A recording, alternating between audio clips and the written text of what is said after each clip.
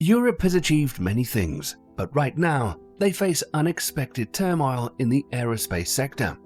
What went wrong and what's at stake? Let's dive deep into the current problems and explore the implications for the future. Lack of strategic orientation. Europe continues to rely on a high level of bureaucracy and risk avoidance.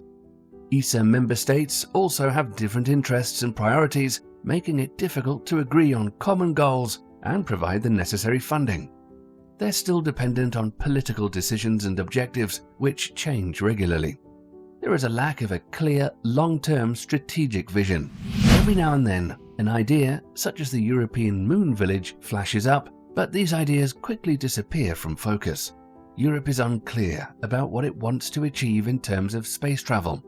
While SpaceX has the clear goal of colonizing Mars in mind, and NASA is concentrating on returning to the Moon with a crew, Europe currently lacks this vision. Although Europe is involved in the Ariane spacecraft, the decisive course is being set elsewhere.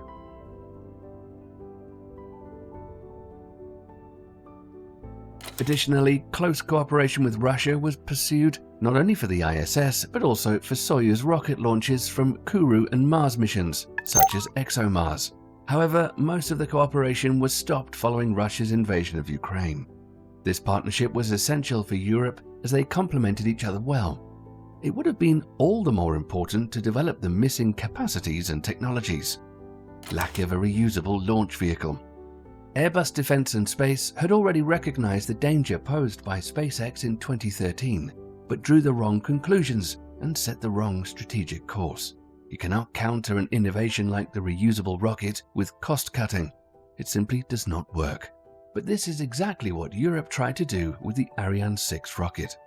There's a reason why the advent of the cell phone made phone booths obsolete, or why the cityscape in the 1900s was still dominated by horse-drawn carriages and is no longer the case today.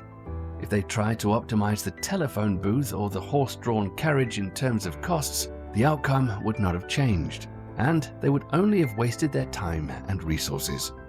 They should have started developing their own reusable rockets back in 2013, instead of spending more than 4.4 billion euros on the development of Ariane 6.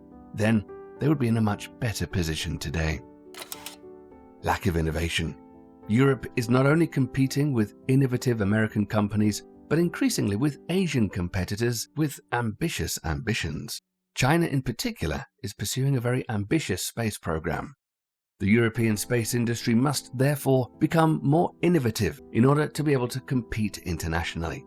New technologies must be developed to reduce costs, develop new capabilities, and increase efficiency. However, there is already a lack of digitalization as fax machines still play a role in the European aerospace sector. They're also losing touch with artificial intelligence, and too little research is being carried out into new propulsion systems in Europe.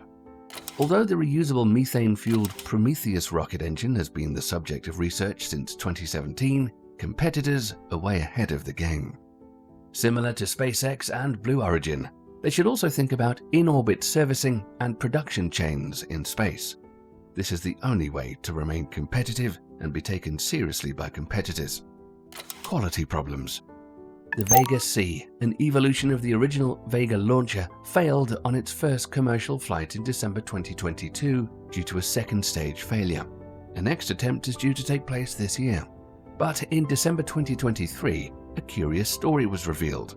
The last flight of the original Vega rocket version was delayed because two manufactured tanks of the Avum upper stage, which are no longer produced, were accidentally disposed of in a landfill during renovation work at the Italian facility.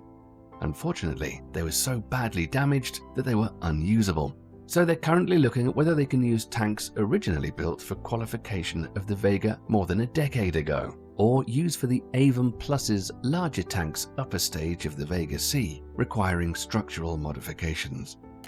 Yet a setback occurred during the hot fire test of the Ariane 6 upper stage in December 2023, as it had to be aborted after 2 minutes. It's unclear whether the Ariane 6 rocket will be able to take off on its maiden flight in summer 2024. So we don't just focus on the negatives, we'll talk about the biggest successes of European space travel to date in the next part. If you like this part, please like and share it, and let us know what you think in the comments.